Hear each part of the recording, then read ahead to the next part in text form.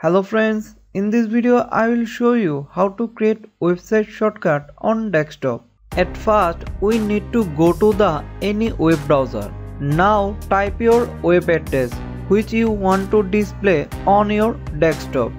Now click this three dot option. After that go to the more tools option. Then click create shortcut. You can also change the name. Then click create. This way we can create shortcut for any web page and it works on any browser. Here is the another trick. Again go to the web browser, then type your web address. Now copy the URL. Now right click on your mouse on the desktop screen. Then go to the new option.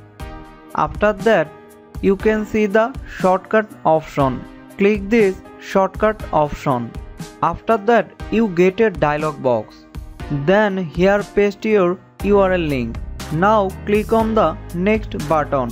After that you can change the icon name as well as. Then click finish. I think this is the two best way we can create shortcut for any web page.